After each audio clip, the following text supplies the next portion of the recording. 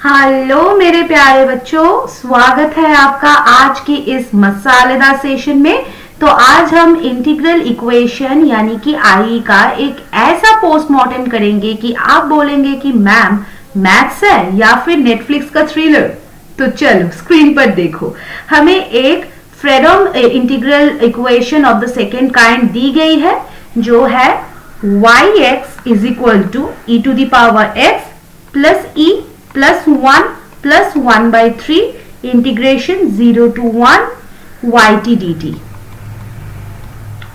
तो इससे डरना नहीं है, ये इक्वेशन बस इतना कह रही है कि yx बेचारा दो हिस्सों में बना है।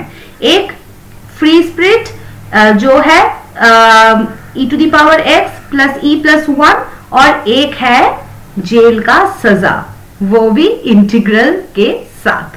तो देखो बच्चों, ध्यान से देखो, इंटीग्रल की लिमिट 0 से 1 तक है, तो इसका मतलब है कि integration 0 to 1 yt dt solve होने के बाद एक नंबर ही बनेगा, राइट?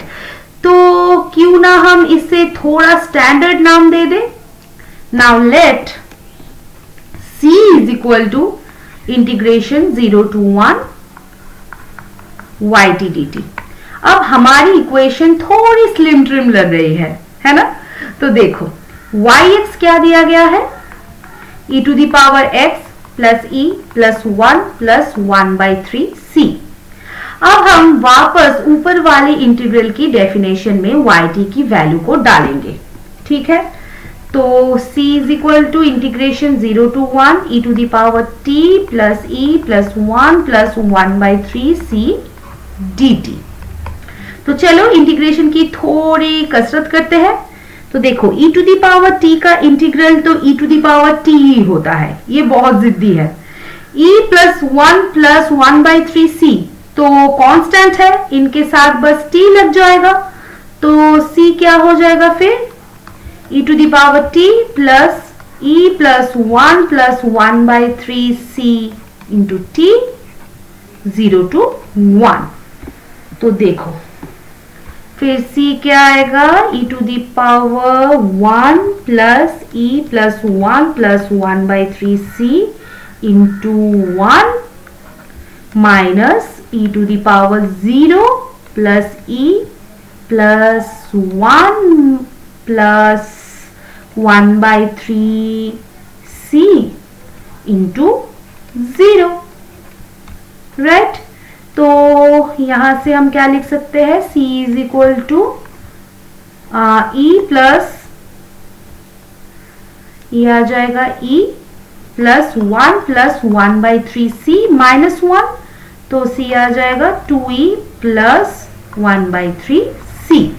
थोड़ा साइड बदलते हैं, फिर c minus 1/3 c is equal to 2e, that is 2/3 c is equal to 2e, that is c is equal to 3, ठीक है?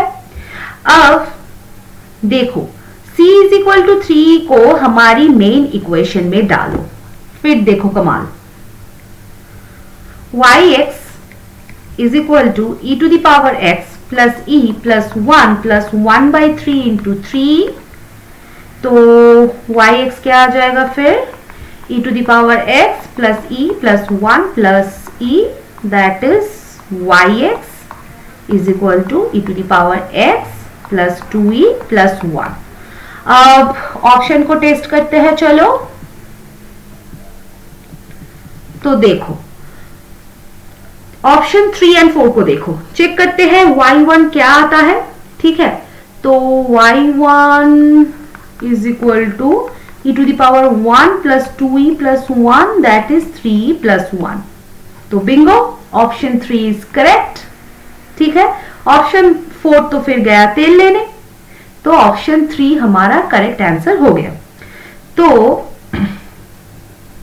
सवाल में एक बात भी हुई है, वो है रिसोल्वेंट कर्नल की, ठीक है? तो इसका कंसेप्ट बहुत सिंपल है। जब कर्नल के एक्स टी एक कांस्टेंट हो ठीक है, तो यहाँ पे kxt क्या है भाई, 1 है, और लैम्डा क्या है, 1/3 है। तो रिजॉल्वेंट कर्नेल का फॉर्मूला क्या होता है पता है?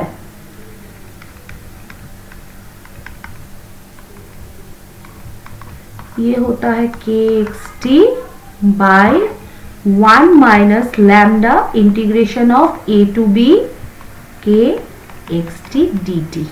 ठीक है, यहाँ k इज इक्वल टू 1 है, लैम्डा इज इक्वल टू 1/3 है, a इज इक्वल टू 0 है, b इज इक्वल टू 1 है।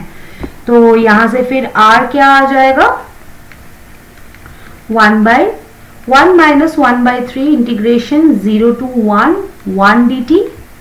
तो ये आ जाएगा 1/1 माइनस 1/3 इंटू 1, ये आ जाएगा 1/2/3, दैट इज 3/2।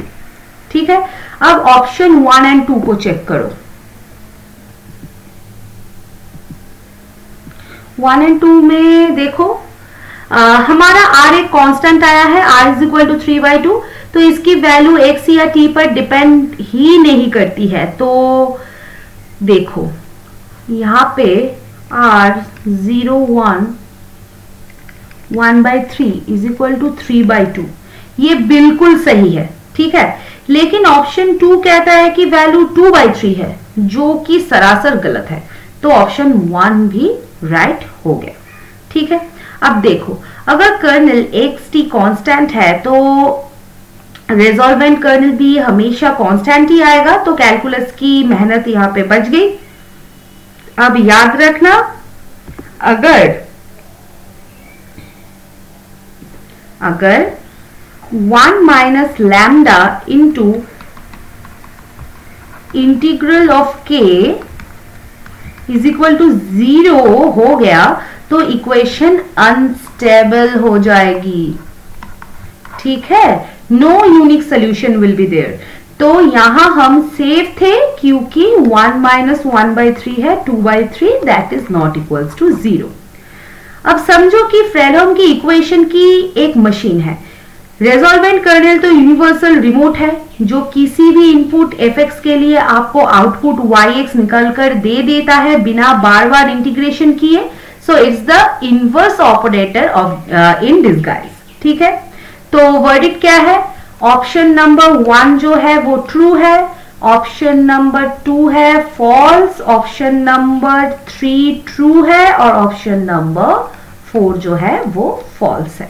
ठीक है, तो ये था पूरा का पूरा मामला। आई होप क्लियर हो चुका है पूरा सोल्यूशन। अगर कोई भी डाउट है तो मुझसे पूछिएगा जरूर। हम फिर मिलेंगे नेक्स्ट सेशन में एक बहुत ही नया और इंटरेस्टिंग क्वेश्चन के साथ। Till then bye bye.